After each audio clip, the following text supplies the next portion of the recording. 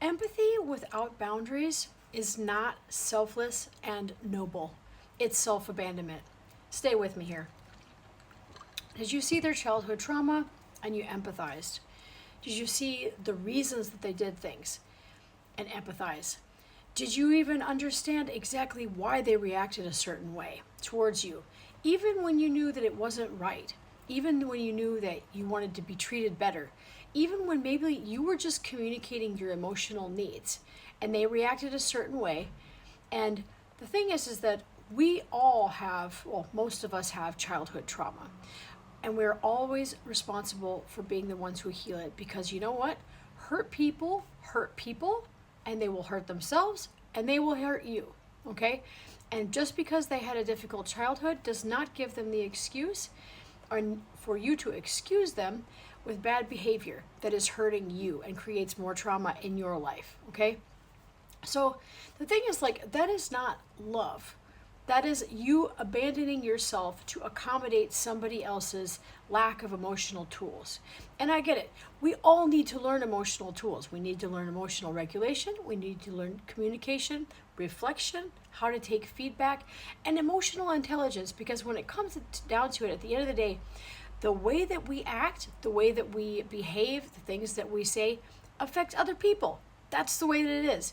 And just because we had something happen in our childhood doesn't give us the right to go around hurting people and just say, well, that's just the way that I am. No, that is not just the way that you are. And that's not the way that they should be allowed to be either, especially when it affects you. Those kind of things can cause wounds that take forever to get rid of and to heal from. So the worst part about this is you probably did it with a smile.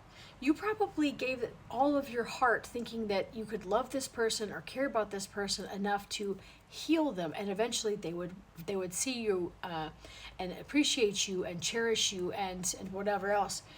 The thing is that maybe you were patient, kind, you gave them grace over and over and over again, even when it was hurting you. And even when they hurt you, you still tried to understand why, or maybe it was connected to something that their dad said or whatever. And the thing is, that's not love. Love does not require you to explain away behavior that hurts you.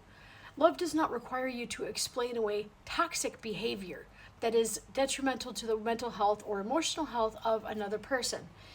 Love does not mean shrinking yourself and withholding your own emotional needs to make somebody else comfortable and to accommodate their limitations when it comes to emotional or personal growth. So that is a wound talking, and this is a hard part to look at, because it means that you feel that you have to earn your place and you need to accommodate everybody else without worrying about what you need and how you deserve to be treated.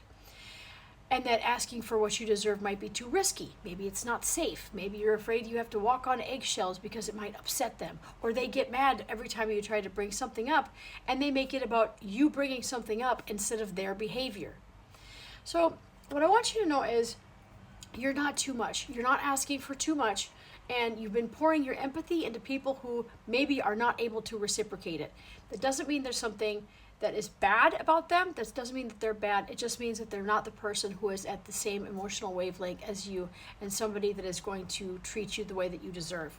So if this kind of resonates with you, this is something that we talk about, things like this in my workshop that's coming up Tuesday, Wednesday, Thursday, June 9th, 10th, and 11th. It's called Heartbreak to Healing, the free live day experience. And we're going to be talking about, using transformational coaching and EFT tapping to move through the different stages of heartbreak, from the initial phase where your nervous system is just completely out of control, can't eat, can't sleep, not motivated, having trouble getting through the day without these horrendous emotional waves. We're going to be using EFT tapping to kind of look at how we can emotionally regulate using this mind-body technique, how to rebuild our confidence after something like this happens.